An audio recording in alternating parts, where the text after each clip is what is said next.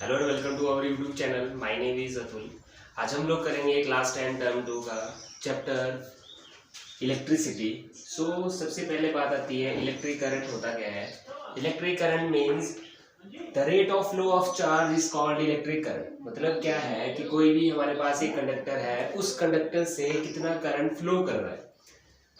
तो current means charge. अब कोई भी एक कंडक्टर है, उसमें चार्ज फ्लो कर रहा है। अब ये चार्ज पॉजिटिव भी हो सकता है, ये चार्ज अब नेगेटिव भी हो सकता है। तो फ्लो ऑफ चार्ज को इलेक्ट्रिक करंट कहा जाता है। Means electric current equals to Q upon T. Q आपका चार्ज होता है और time means time taken to flow the charge. ये आता है हमारा डेफिनेशन इलेक्ट्रिक करंट की। ऐसा unit of electric current is ampere. अगर एम्पेयर्स लिखना चाहते हो तो एम्पेयर बेस्ट रहता है, अदरवाइज यहाँ से भी आप इसकी ऐसा यूनिट निकाल सकते हो। चार्ज की यूनिट होती है कूलम्स और टाइम की यूनिट होती है सेकेंड्स। तो इसकी यूनिट बनेगी कूलम पर सेकेंड। तो मैक्सिमम एम्पेयर्स का ही यूज किया जाता है और दूसरी इसकी ऐसा यूनिट जो होती है वो कूलम पर सेकेंड भी आप यूज कर सकते हो। अब इलेक्ट्रिक करंट जो है वो टू टाइप्स का होता है, अल्टरनेटिंग करंट और डायरेक्ट करंट। अब ये करंट जो होता है अलग अलग सोर्सेज से हमारे घरों में आता है और हम इसका डेली लाइफ में यूज भी करते हैं।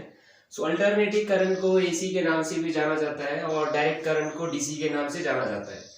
तो चलो हम इनके डिफरेंस कर लेते हैं, जिसमें आपको डेफिनेशन भी क्लियर हो जाएगी, इसके एग्जांपल भी मिल जाएंगे और इसका ग्राफ भी हम बना के आपको बता देंगे कि ये कैसे काम करता है। अल्टरनेटिव करंट क्या होता है, मींस ऐसा करंट जो अपनी डायरेक्शन को रिवर्स कर सकता है। अब रिवर्स का मतलब क्या होगा, रिवर्स कैसे करेगा। जब कोई करंट एक एंड से दूसरे एंड की तरफ को फ्लो कर रहा है। अब अल्टरनेटिंग करंट आपने घरों में देखा ही होगा कि टू टाइप्स की वायर्स होती है। एक आती है आपके पास लाइव वायर और दूसरी आती है आपके पास न्यूट्रल वायर। तो करंट जो होता है लाइव वायर से फ्लो करता है और न्यूट्रल वायर से वो वापस हो जाता है। तो ये होता है रिवर्स करना।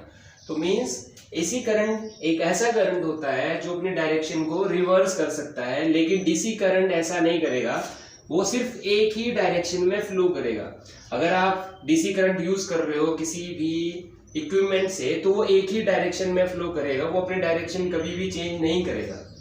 और दूसरी बात आती है इट इज डेंजरस। अब अल्टरनेटिंग करंट डेंजरस होता है। अब आप जब भी इलेक्ट्रिकल अप्लायंसेस यूज करते हो, कई बार शॉक लगने के चांसेस होते हैं और आई होप लगा भी होगा, तो ये क्या होता है कि डेंजरस रहता है। लेकिन डायरेक्ट करंट जो है वो अल्टरनेटिंग करंट से भी ज्यादा डेंजरस है। अब इसके बारे में हम बात करेंगे ग्राफिकली कि ये कैसे डेंजरस है।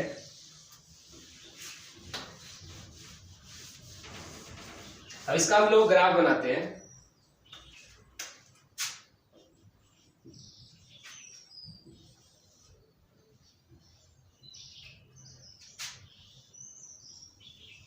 एसी करंट का ग्राफ कुछ इस तरह का होता है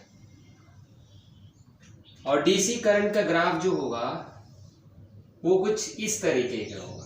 अब एसी करंट मींस ये वेव्स में फ्लो करता है। जब ये ऊपर होता है वेव, इसको क्रेस्ट के नाम से जाना जाता है, और जब नीचे वेव होती है उसको ट्रफ के नाम से जाना जाता है। अब इन दोनों वेव्स के बीच का डिस्टेंस वेव लेंथ कहा जाता है और जितनी वेव अपनी हाइट अचीव करती है उसको एम्पलीट्यूड बोला जाएगा। अब हाइट नीचे की तरफ भी अचीव करेगा, ये भी एम्पलीट्यूड होगा, लेकिन जब ये क्रेस्ट में होगा तो ये एम्पलीट्यूड पॉजिटिव रहेगा और जब ये ट्रफ में होगा तो ये एम्पलीट्यूड नेगेटिव रहेगा। मींस हमारे पास कुछ ऐसे मिली सेकेंड का टाइम होता है जब भी हमें शॉक लगता है हम अपने आप को बचा सकते हैं, लेकिन अगर आपको डायरेक्ट करंट का शॉक लगता है तो हम इससे बच नहीं पाते। अब कुछ इसके एग्जांपल करते हैं, फिर हम बात करेंगे कि एसी इतना डेंजरस क्यों है और एसी इतना डेंजरस है लेकिन डीसी एसी से भी ज्यादा डेंजरस है, क्या रीजन है। एसी करंट के सोर्सेज क्या क्या है हमारे पास। हाइड्रो पावर प्लांट, जहां से इलेक्ट्रिसिटी प्रोड्यूस होती है, थर्मल पावर प्लांट,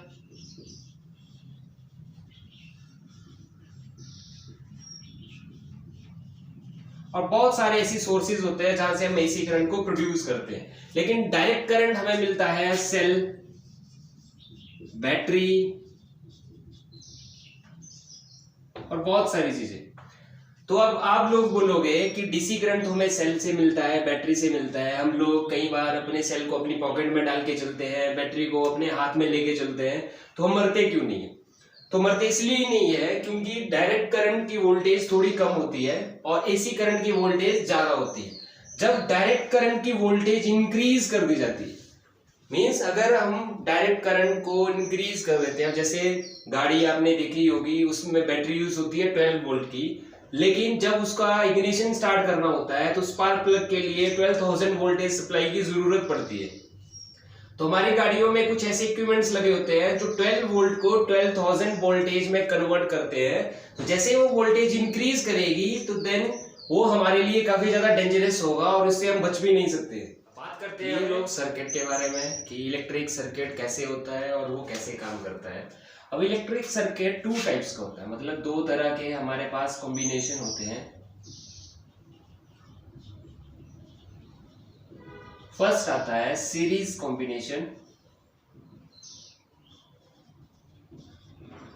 और दूसरा आता है parallel combination.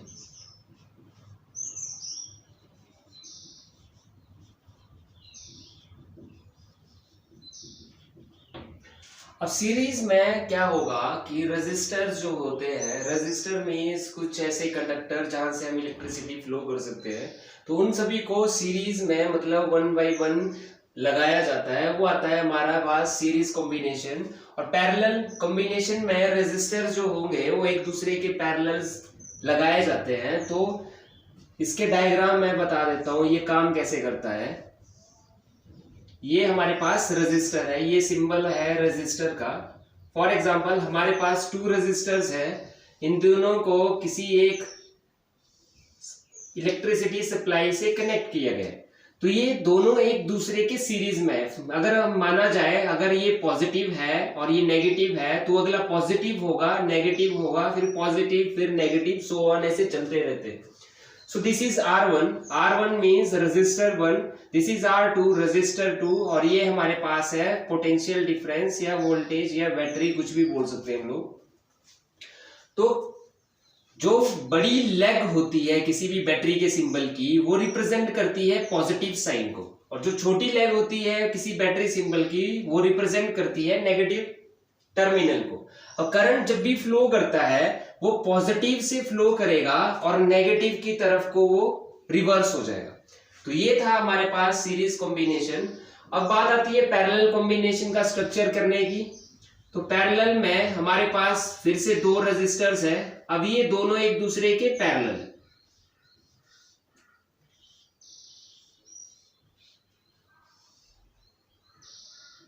This is R1 and R2।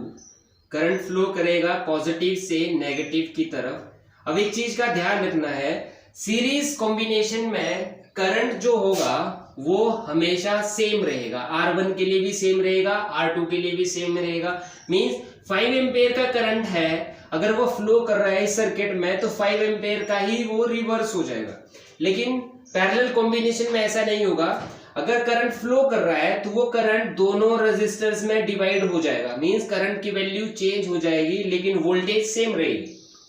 अब रेजिस्टर जितने ज्यादा इंक्रीज करेंगे, मींस जितने ज्यादा हम रेजिस्टर्स लगाएंगे, उन्हीं सभी रेजिस्टर में करंट की वैल्यू डिवाइड हो जाएगी लेकिन वोल्टेज सेम रहेगी।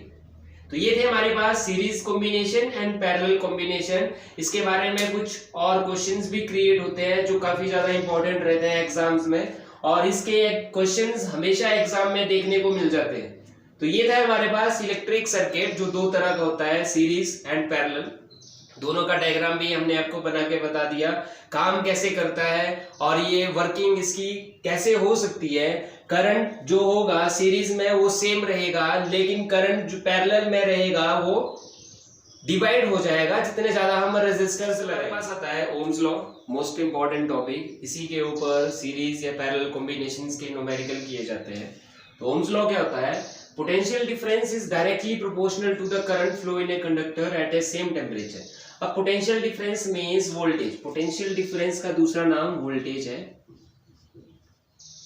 Means voltage is directly proportional to the current. अब इसको हम मैथमेटिकली भी करने की कोशिश करेंगे, प्रूव करते हैं, जो आपके लिए एक फॉर्मूला बनेगा जिसकी हेल्प से आप किसी भी कॉम्बिनेशन में आप चाहे वोल्टेज या फिर रेजिस्टेंस या फिर करंट की वैल्यूज निकाल देते हैं। तो इसी डेफिनेशन से वो मैथमेटिकली एक्सप्रेशन भी बन जाएगी। So potential difference means voltage, voltage is directly proportional to the current. Means voltage जो होगा वो डायरेक्टली प्रोपोर्शनल रहेगा करंट के, जो किसी भी कंडक्टर में फ्लो कर रहा है एट ए सेम टेम्परेचर। सो ये आया हमारे पास। तो जब भी साइन ऑफ प्रोपोर्शनलिटी हटाया जाता है तो हमेशा एक कांस्टेंट लगता है। अब यहाँ पे बात हो रही है ओम्स लॉ की, तो यहाँ पे कांस्टेंट लगेगा रेजिस्टेंस। तो ये बना हमारे पास formula V equals to IR, voltage is equals to current multiply by resistance। V आपका आया पोटेंशियल डिफरेंस,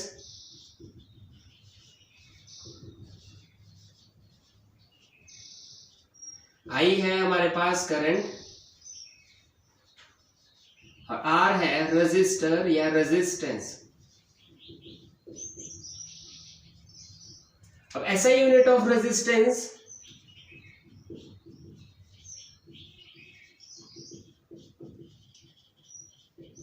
ये होती है ओम्स। अब ओम का सिंबल जो होगा उसको ऐसे रिप्रेजेंट किया जाता है। अब जब हम लोग क्वेश्चंस करेंगे तो उसके बारे में आपको अच्छे से क्लियर भी हो जाएगा। सो आई होप आपको वीडियो अच्छी लगी होगी। So like, share and subscribe. Thank you so much.